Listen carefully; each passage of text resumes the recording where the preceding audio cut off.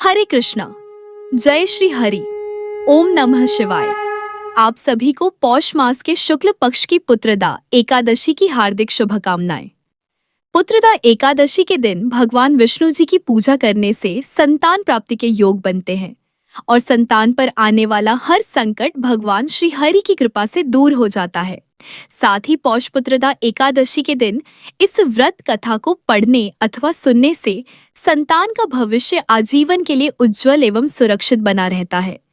इस एकादशी का व्रत नेह संतान को भी सुंदर पुत्र प्रदान करने में समर्थ है। संतान प्राप्ति और उनकी रक्षा एवं प्रगति के लिए प्रत्येक नर नारी को यह व्रत करना चाहिए। आज सुदर्शन चक्रधारी भगवान विष्णु जी के नारायण स्वरूप की पूजा की जाती है। तो आइए अब सुनते हैं पुत्रदा एकादशी की व्रत कथा और आरती। महाराज युधिष्ठिर ने भगवान श्री कृष्ण से पूछा, हे माधव, आपने सफला एकादशी का महात्म्य बताकर बड़ी कृपा की।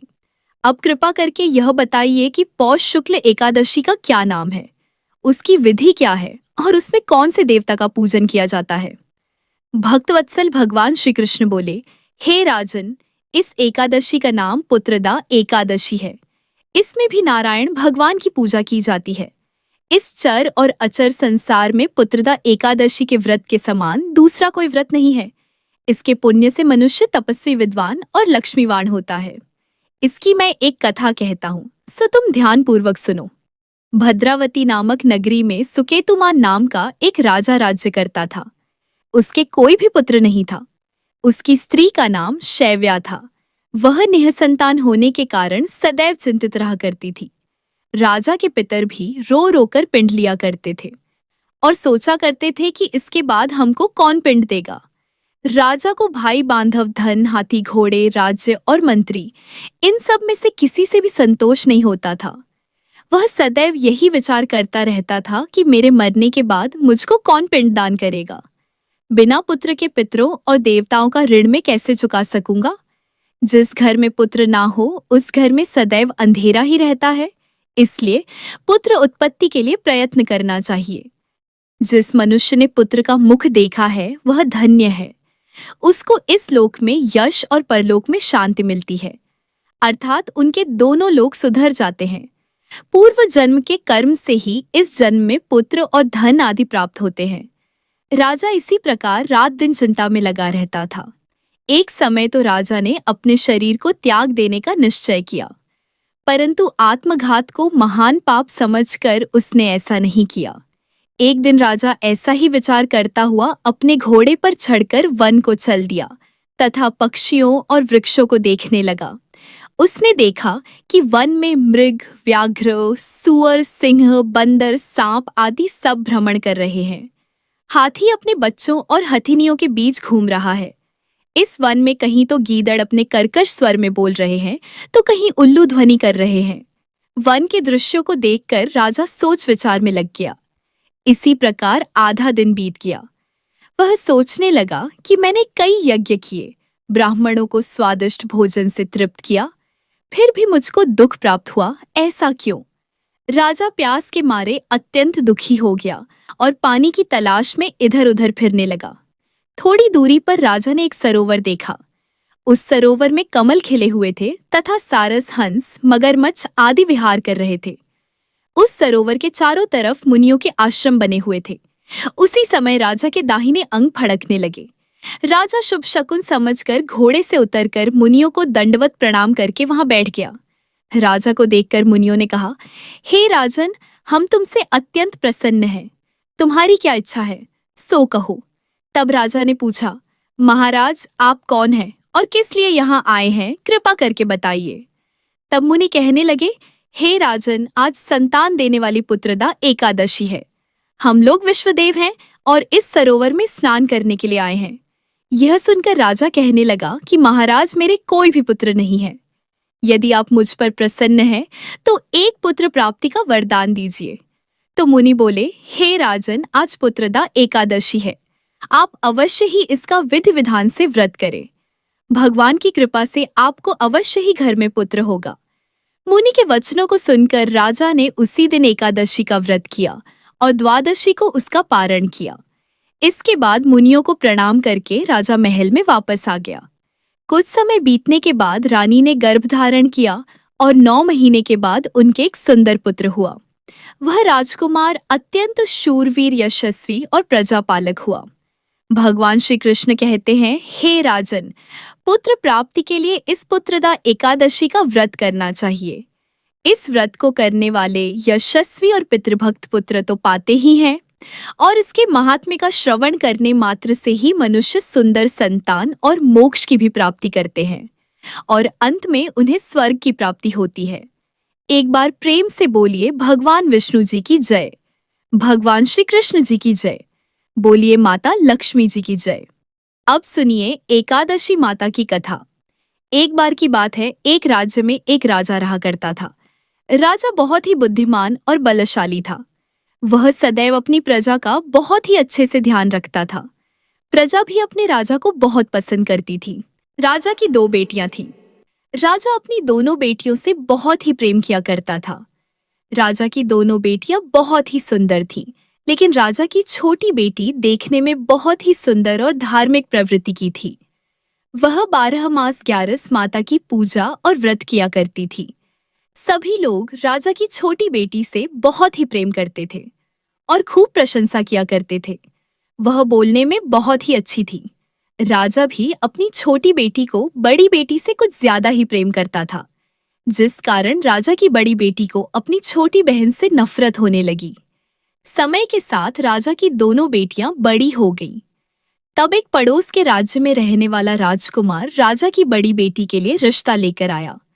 जैसे ही उस राजकुमार की नजर राजा की छोटी बेटी पर पड़ी, तो वह राजकुमार छोटी बेटी पर मोहित हो गया और उसी से विवाह करने की सोचने लगा। उस राजकुमार ने राजा की बड़ी बेटी के साथ विवाह करने से मना कर दिया और राजा से कहा कि आप बुरा न मानो तो मैं आपकी छोटी बेटी से विवाह करना चाहता हूँ। जब यह बात राजा की बड़ी बेटी को पता चली, तो वह अपनी छोटी बहन से और भी ज्यादा नफरत करने लगी। राजा की बड़ी बेटी ने अपनी छोटी बहन को अपना सबसे बड़ा दुश्मन मान लेती है और अपनी छोटी बहन से बदला लेने का निर्णय लेती है, जिसके चलते उसने सोचा कि छोटी बहन को जान से मार देती हूँ। एक दिन राजा की बड़ी बेटी ने लड्डू में जहर मिलाकर अपनी छोटी बहन को खिला दिया, बहन को दे दिया। छोटी बहन ने वो लड्डू खा लिया, लेकिन लड्डू खाने के बाद भी छोटी बहन को कुछ भी नहीं हुआ। बड़ी बहन यह देखकर बहुत ही आश्चर्यचकित हुई, लेकिन बड़ी बहन ने हार नहीं मानी। एक दिन जब छोटी बहन अपने कमरे में सो रही थी, तब उसने मटके में सांप रखकर उसके कमरे में छोड़ दिया, लेकिन सांप भी छोटी बहन को कुछ नहीं कर पाया। जिसके बाद बड़ी बहन ने अपनी छोटी बहन से कहा कि चलो बहन, आज हम कुएं से पानी भरकर लाते हैं। तो छोटी बहन अपनी बड़ी बहन के कहे अनुसार उसके साथ पानी लेने के लिए चली गई। जैसे ही वह पानी कुएं से निकालने लगी, तो बड़ी बहन ने उसे कुएं में धक्का दे दिया, लेकिन 11 माता के आशीर्वाद से वह सकुशल बाहर निकल आई। यह देखकर उसे बहुत ही आश्चर्य हुआ कि ना जाने मैंने कौन कौन से प्रयास किए हैं, फिर भी इसका कुछ भी नहीं बिगड़ा।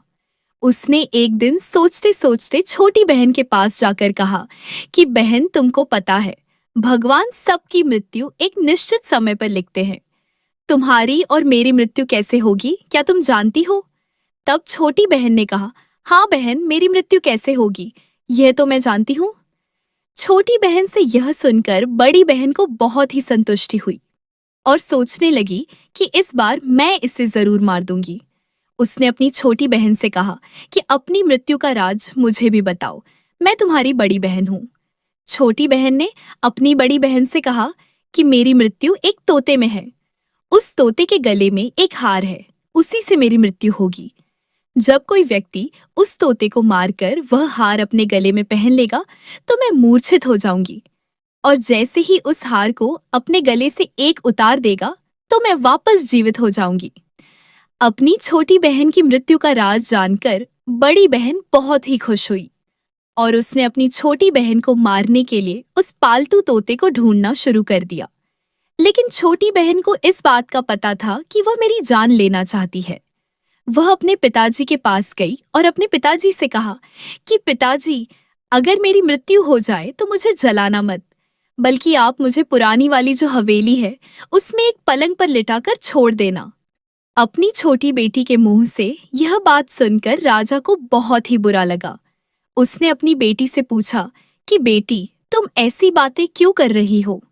2-4 दिन में तेरी शादी होने वाली है।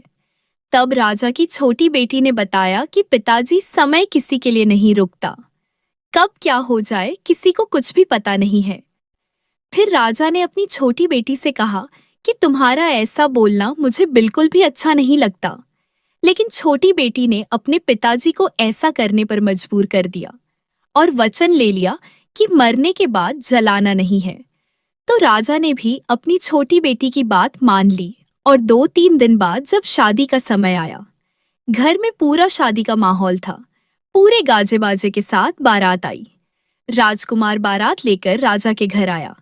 राजकुमार और राजा की छोटी बेटी का विवाह शुरू हो गया। जैसे ही राजा की छोटी बेटी राजकुमार के साथ अपने फेरे लेना शुरू करती है, तो उसी समय उसकी बड़ी बहन अपनी छोटी बहन के कमरे में जाकर उसके तोते को पकड़ लेती है और उसे जान से मार देती है। तोते के गले में जो हार था उसे अपने गले में धारण कर लेती है। जैसे ही बड़ी बहन ने हार को अपने गले में डाला तो उधर छोटी बहन के 3.5 फेरे ही पूरे हुए थे और वह बेहोश होकर गिर गई। इसके बाद राजा ने बड़े बड़े हकीम को बुलाया, अपनी छोटी बेटी का इलाज करने को कहा। राजा ने कहा, कोई मेरी बेटी का इलाज कर दो, मुंह मांगा इनाम दिया जाएगा।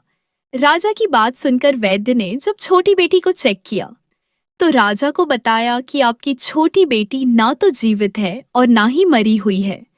मैं तो मेरे जीवन में ऐसा पहली बार देख रहा हूँ। तो राजा ने वैद्य और हकीम को कह दिया कि यह बात बाहर किसी को मत बताना। अगर तुमने यह बात और किसी को बताई तो हम तुम्हें फांसी की सजा देंगे। राजा ने अपनी छोटी बेटी को पुराने महल में ले जाकर एक पलंग पर लेटा दिया।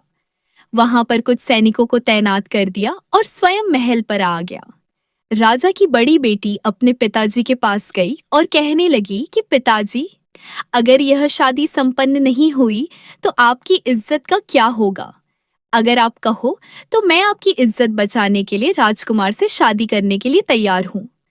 राजा ने अपनी बड़ी बेटी की बात मानकर छोटी बेटी के कपड़े बड़ी बेटी को पहना दिए और मंडप पर भेज दिया। लेकिन राजकुमार यह जान गया था कि यह राजा की छोटी बेटी नहीं है, तो उसने शादी करने से मना कर दिया। लेकिन वहां पर आए सारे लोगों ने राजकुमार को शादी करने के लिए विवश कर दिया और राजा की बड़ी बेटी से शादी उस राजकुमार की करवा दी। बचे हुए 3.5 फेरे बड़ी बेटी के साथ दिलवा दिए गए। उसके बाद राजकुमार राजा की बड़ी बेटी को अपने महल ले गया। राजकुमार राजा की बड़ी बेटी से ना तो बात करता था और ना ही उसे पसंद करता था और ना ही उसके कमरे में जाता था।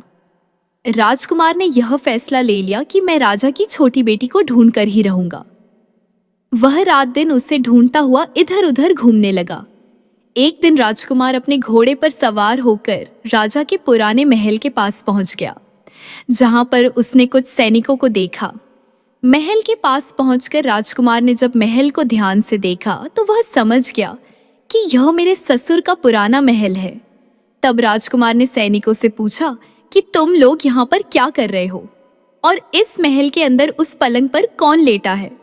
तो सैनिकों ने बताया कि यहाँ पर राजा की छोटी बेटी लेटी है। यह सुनकर राजकुमार बहुत ही खुश हुआ और तुरंत उससे मिलने के लिए अंदर चला गया। लेकिन जब अंदर जाकर देखा तो वो तो बिल्कुल बेहोश थी। राजकुमार उसकी सेवा करने लगा। जैसे ही रात हुई, राजा की छोटी बेटी उठकर बैठ गई। राजकुमार यह देखकर बहुत ही खुश हुआ और उससे पूछने लगा कि तुम यहाँ पर क्या कर रही हो? ऐसे बीच फेरों से गायब होकर यहाँ पर क्यों चली आई? तुम मेरे साथ चलो। राजा की छोटी बेटी ने राजकुमार को सारी बात बता दी। बताया कि मेरी जान एक तोते में बसी थी और यह बात मैंने अपनी बड़ी बहन को बता दी थी। मुझे पता है कि उसी ने मुझे मारने का प्रयास किया है। उसके पास एक हार है जिसको वह सुबह पहन लेती है और रात को उतार कर रख देती है। जब तक वह हार को पहने रखती है तब तक मैं मूर्छित रहती हूँ और जैसे ही वह हार को उतार देती है तो मैं जीवित हो जाती हूँ। और जब तक मेरी बड़ी बहन के पास वह हार है तब तक मैं ऐसे ही जीवित और मूर्छित होती रहूंगी। अगर मेरी बड़ी बहन के पास जो हार है वह मेरे हाथ आ जाए तो मैं हमेशा के लिए जीवित हो जाऊंगी। राजकुमार यह बात सुनकर राजा की छोटी बेटी के पास रहने का निर्णय ले लिया और बचे हुए फेरे लेकर अपने विवाह को भी पूरा कर लिया और वहीं पर रहने लगा। ऐसे करते करते काफी समय बीत गया। राजा की छोटी बेटी गर्भवती हो गई। एक दिन राजकुमार को किसी काम से बाहर जाना पड़ा तो पीछे से राजा की छोटी बेटी के पेट में बहुत जोरों से दर्द होने लगा। उसने उस समय ग्यारस माता का आह्वान किया, जिसके बाद ग्यारस माता वहां पर प्रकट हुई और उन्होंने उसके दर्द को दूर किया। एक सुंदर पुत्र को उसने जन्म दिया। जब आधी रात को राजकुमार बाहर से आया तो उसने ग्यारस माता को देखा तो वह बहुत ही आश्चर्यचकित हुआ। उसने तुरंत माता को प्रणाम किया। ग्यारस माता ने राजकुमार से कहा कि जब तुम्हारा बेटा 5 वर्ष का हो जाए तो तुम अपनी पत्नी का हार लाकर इसके गले में डाल देना, जिससे यह हमेशा के लिए जीवित हो जाएगी। समय बीतता गया और राजकुमार का बेटा 5 साल का हो गया। एक दिन राजकुमार को फिर किसी काम से बाहर जाना पड़ा। उसने अपने बेटे से कहा, तुम अपनी माता का ध्यान रखना और मैं शाम तक लौट आऊंगा। जैसे ही राजकुमार वहां से बाहर निकला तो बड़ी बहन के सैनिकों ने उसे देख लिया और बड़ी बहन को जाकर सारी बात बता दी, जिसके बाद बड़ी बहन अपनी छोटी बहन के पुत्र को वहां खाई जा दादर चुकुपलाई को खुनचोरी त्वातरी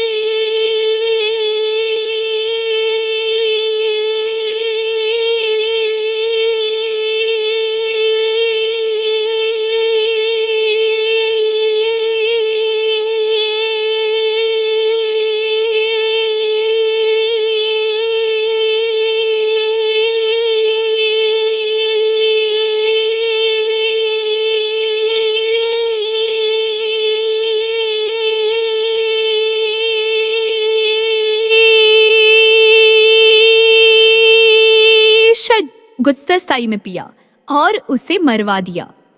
उसके 2 टुकड़े करवाए। पहले टुकड़े को चक्की के पास छुपा दिया और दूसरा टुकड़ा अपने पलंग के नीचे रख लिया। यह देखकर ग्यारस माता ने भिखारी का रूप धारण किया और उसके घर आ गई। भिक्षा मांगने लगी तो बड़ी बहन ने अपने नौकरों से कहा कि जाओ भिखारी को भिक्षा दे दो। लेकिन जैसे ही नौकर ग्यारस माता को भिक्षा देने के लिए जाता है तो माता उन्हें मना कर देती है और कहती है कि मैं तुम्हारी रानी से ही भिक्षा लूंगी। नौकरों ने अंदर जाकर कहा कि रानी वह हमसे भिक्षा नहीं ले रही है, बोल रही है कि मैं रानी से भिक्षा लूंगी। जब बड़ी बहन स्वयं भिक्षा देने के लिए भिखारिन बनी ग्यारस माता के पास आती है, उससे पहले ही माता एक बिल्ली का रूप बनाकर उसके कमरे में चली जाती है। वहां पर जो छोटी बेटी के पुत्र का एक टुकड़ा था वह उठा लेती है और दूसरा चक्की के पास से उठाकर जीवित कर देती है और वहां से लेकर चली जाती है और राजकुमार को सारी बात बताकर उन्हें उसका बेटा सौंप देती है। राजकुमार अपने बेटे को लेकर उस बड़ी बहन के पास जाता है और उसे कहता है कि इस बच्चे का अच्छे से ध्यान रखना है।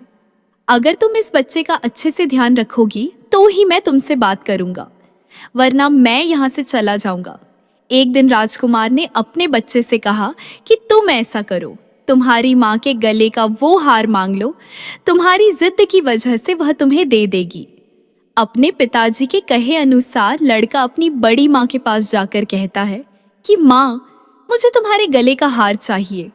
यह सुनकर उसकी माँ को पहले तो बहुत गुस्सा आता है, पर उसको याद आता है कि राजकुमार ने कहा है कि अगर मैं इस बच्चे का अच्छे से ध्यान रखूंगी तो ही वह मुझसे बात करेंगे।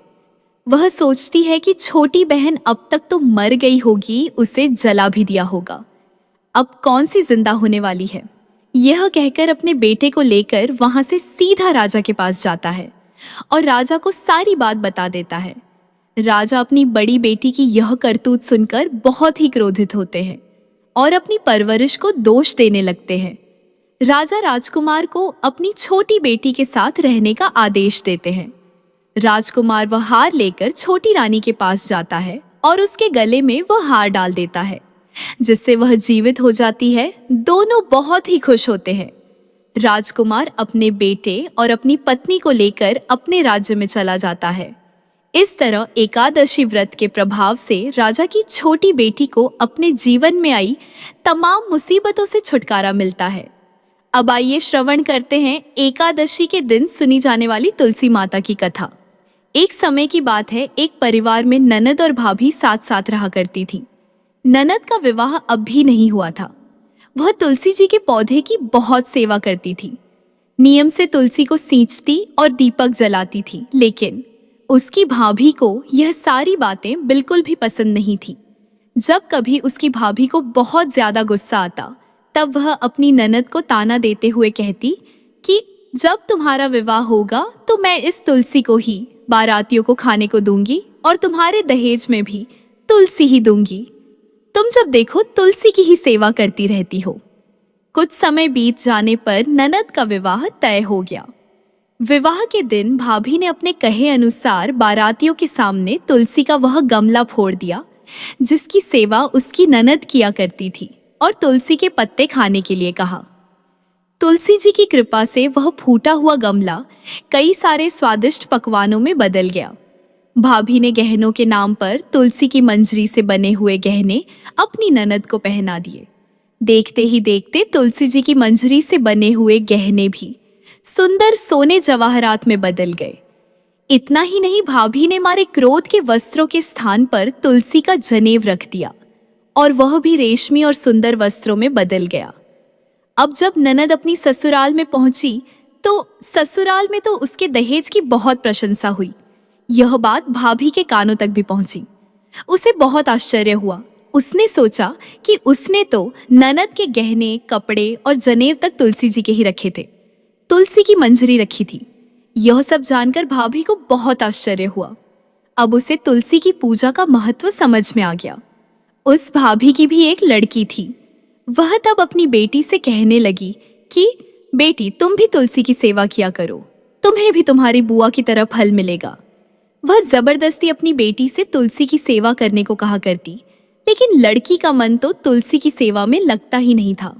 धीरे धीरे समय बीता, भाभी की लड़की बड़ी हो गई। अब उसके विवाह का समय आ गया। तब भाभी सोचने लगी कि जैसा व्यवहार मैंने अपनी ननद के साथ किया था, वैसे ही अब मैं अपनी बेटी के साथ भी करूंगी तो यह भी गहनों से लद जाएगी और बारातियों को भी खाने में तरह तरह के पकवान मिलेंगे और ससुराल में भी इसे बहुत मान सम्मान मिलेगा। यही सोचकर भाभी बारातियों के सामने तुलसी का गमला फोड़ देती है, लेकिन इस बार गमले की मिट्टी मिट्टी ही रहती है। मंजरी और पत्ते भी अपने ही रूप में रहते हैं। जनेऊ ने भी अपना रूप नहीं बदला। और जब भाभी ने सभी बारातियों को खाने में तुलसी के पत्ते दिए तो यह देखकर सभी लोग और बाराती भी भाभी की बुराई करने लगे। भाभी ने लालच में आकर अपनी बेटी के दहेज में भी तुलसी के पत्ते और मंजरी आदि रख दिए थे। जब बेटी अपनी ससुराल पहुंची तो वहां पर भी उसकी बुराई ही हुई। भाभी गुस्से के मारे कभी भी अपनी ननद को नहीं बुलाती थी। एक दिन भाई ने सोचा कि मेरी पत्नी तो मेरी बहन को बुलाती नहीं है, क्यों ना मैं ही अपनी बहन से मिलकर आऊं। यह सोचकर उसने अपनी पत्नी से कहा और कुछ उपहार अपनी बहन के लिए ले जाने की बात कही तो भाभी ने थैले में ज्वार भरकर कह दिया कि यह लो, और कुछ नहीं है, तुम यही लेकर जाओ।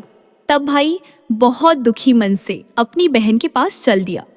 रास्ते में वह सोचता रहा कि कोई भाई भला अपनी बहन के घर ज्वार कैसे लेकर जा सकता है। यही सोचकर वह गौशाला के पास रुक गया और ज्वार का वह थैला उसने एक गाय के सामने पलट दिया। तभी एक ग्वाले ने यह सब देख लिया। तब ग्वाले ने आकर भाई से कहा कि अरे, आप गाय के सामने ये हीरे मोती और सोना क्यों डाल रहे हो? इसे तो घास डालनी होती है।